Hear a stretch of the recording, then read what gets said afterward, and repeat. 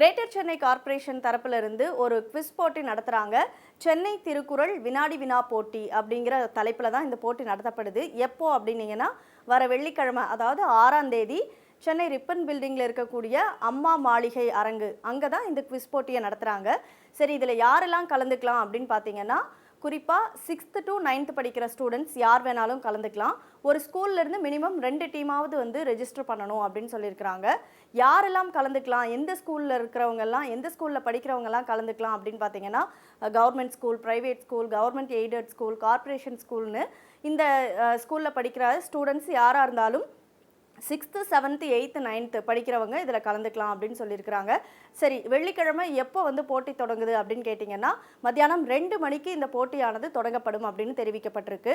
2 மணிக்கு போட்டி தொடங்கும் அப்படின்னா 1 மணிக்கு ரெஜிஸ்ட்ரேஷன் வந்து ஓப்பன் பண்ணிடுவாங்க. ஸோ 1 மணிக்கு நீங்கள் அங்கே வந்து ரெஜிஸ்டர் பண்ணிக்கலாம். இது போக ஆன்லைனில் வந்து 100க்கும் மேற்பட்ட டீம்ஸ் வந்து ரெஜிஸ்டர் பண்ணியிருக்கிறதா தகவல் தெரிவிக்கப்பட்டிருக்கு.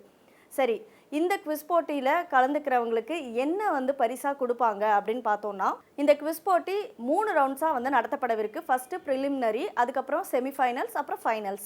ஸோ இந்த 3 ரவுண்ட்லேயும் வின் பண்ணி கடைசியாக யார் வர்றாங்களோ, எந்த 3 டீம் வருதோ அவங்களுக்கு வந்துட்டு மெடல்ஸ், ட்ராஃபிஸ் வழங்கப்படும் அப்படின்னு சொல்லியிருக்கிறாங்க. அது மட்டும் இல்லாமல் ஃபர்ஸ்ட் ப்ரைஸாக வந்து 7,000, செகண்ட் ப்ரைஸ் வந்து 5,000, அடுத்து வந்து தேர்ட் ப்ரைஸாக 3,000 ருபீஸ் கொடுக்குறாங்க. இதில் பார்ட்டிசிபேட் பண்ணுற எல்லாத்துக்குமே வந்து சர்டிஃபிகேட் ப்ரொவைட் பண்ணப்படும் அப்படின்னு சொல்லியிருக்கிறாங்க.